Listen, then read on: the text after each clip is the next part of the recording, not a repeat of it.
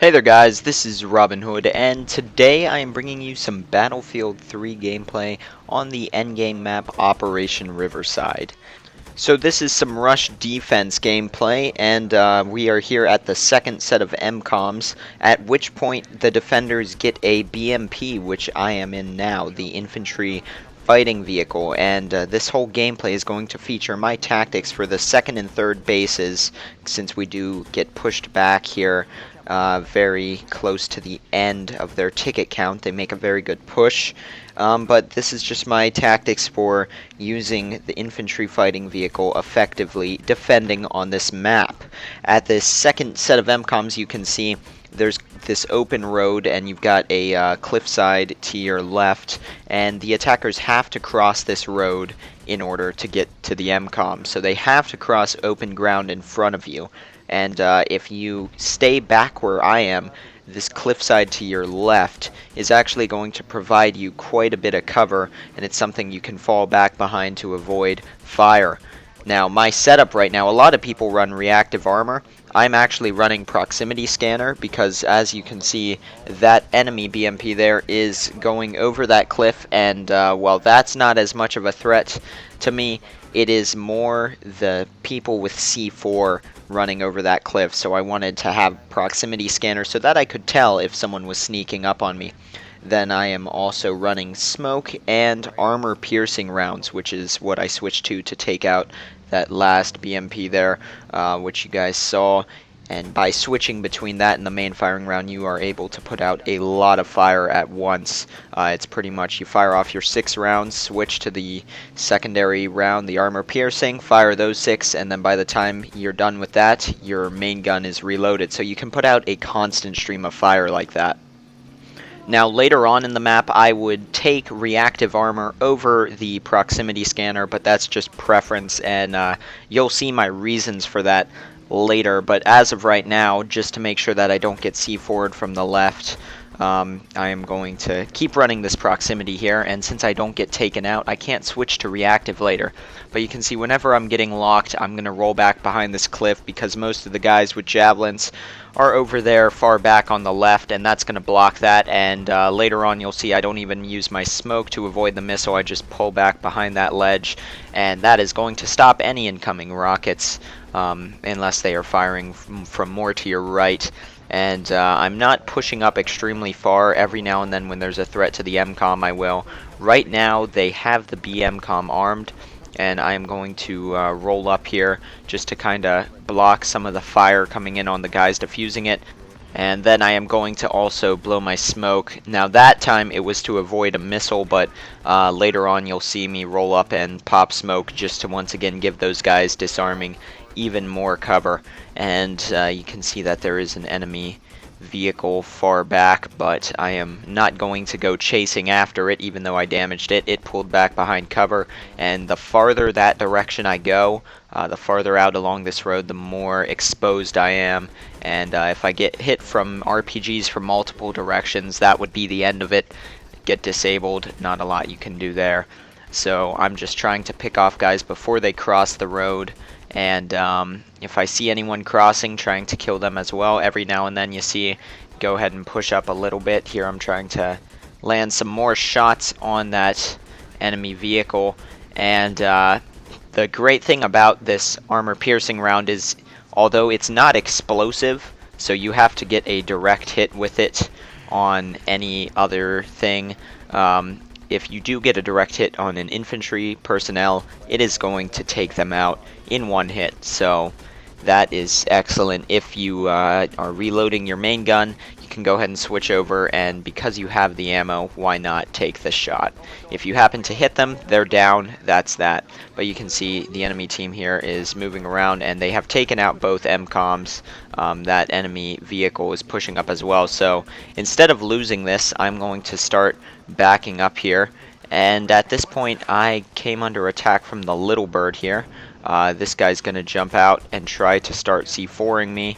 So I'm going to take him out and the chopper there. And I jumped out of my tank just to make sure I had killed everyone with the C4. A lot of times, since I did in fact have a gunner, you know, you don't want to jump out of your vehicles to kill them.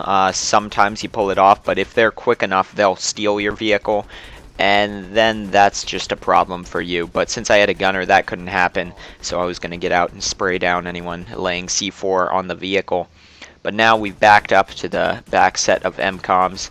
You can see this enemy vehicle moving up, and by switching to the armor-piercing rounds, we're going to take them out no problem there. So I like to play this little area right in here. I'm going to line up along this road. Basically, what you can do here is this road I am now about to move on, and I'm just taking out some of this cover so that I can see anyone moving up behind it. The less cover the attacking team has when pushing towards the MCOM, the better. But along this road, you can move back and forth. You can use the buildings as cover for yourself, and pretty much here you're about to see. So on the right there is the AMCOM, and on the left is the BMCOM, and that is just inside that building there. From this road you can cover both MCOMs, and there's certain points where you can actually shoot at both of them without actually moving. This guy here is just running up trying to repair torch me. That's not going to work.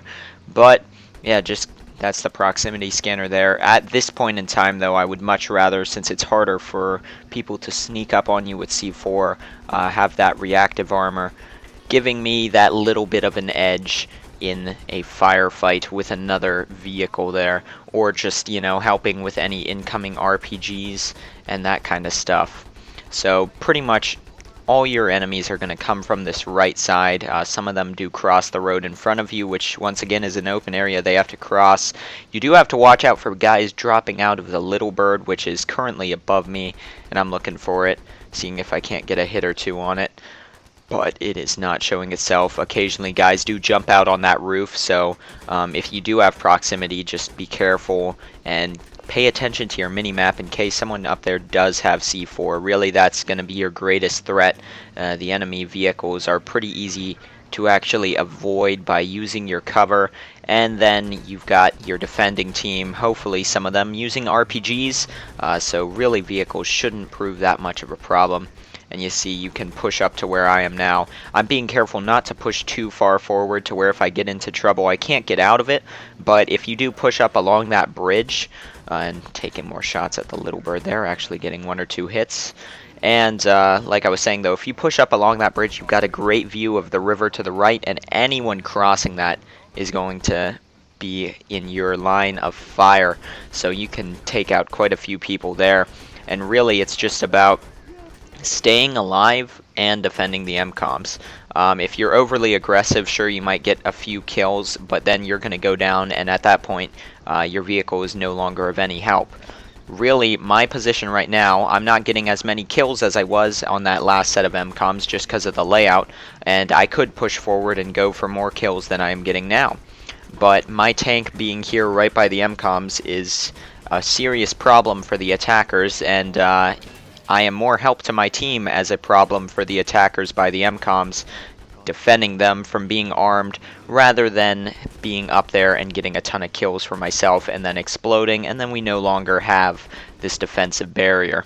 So really your first priority should be keeping those MCOMs safe, and then secondary is keeping yourself alive.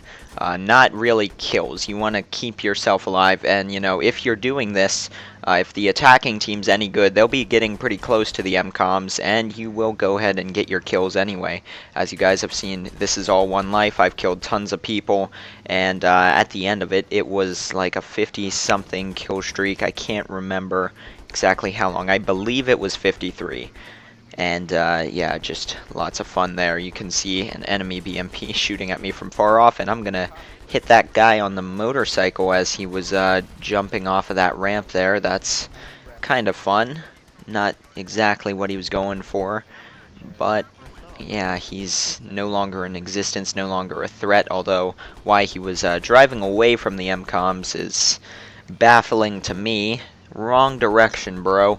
Not exactly where you want to be going. But yeah, they're all coming from this back hillside. That's where their spawn is. And as I said, a route I personally do like to push is from the left side of this warehouse. So you drive a dirt bike along that back hill that you can see kind of to the left of the screen right now, and you get around back, work your way through the warehouse rather than across this open bridge, because if there is someone playing the way I am right now, you're going to have some problems with that getting into the warehouse. So that left side is something you still have to pay attention to, but the majority of people are in fact going to push along this right here, and as you can see, using splash damage and stuff, if they're taking cover behind those rocks, can take them down. Your angles of sight are kind of limited, but if you push forward sparingly, that is, so that you don't blow yourself up, you can actually get a full view of that river and take anyone out that is needed. Now pretty soon here you are going to see the enemy BMP push up again, and I am pushing up. Here's another example of a good line of sight. If you push up a little bit here, I saw a dirt bike go flying across, just making sure that I can't see him, because if I can, I need to go ahead and take him out. There's the enemy BMP. You can see how quickly that switch between my types of ammunition is, and he's going to hit me with that ATGM missile there. And those things are extremely damaging, but my reason for using the armor-piercing rounds is that constant rate of fire is actually a little bit demoralizing, and quite often people do miss with those guided, self-guided, that is, missiles. If you do miss with that, that's a lot of time wasted in which you could have been dealing damage, and there's just less room for error, and it is absolutely lethal combination using the armor piercing rounds. But right here, this guy has reactive armor. You can see I'm firing on him way before he's been firing on me, and because of his reactive, he is actually going to draw even with me here. Look, killed him at the same time as he killed me, so that's the end of the streak. Like 50 something kills there. Hope you guys enjoyed that. If you use those tactics, they will pay off. Thank you for watching.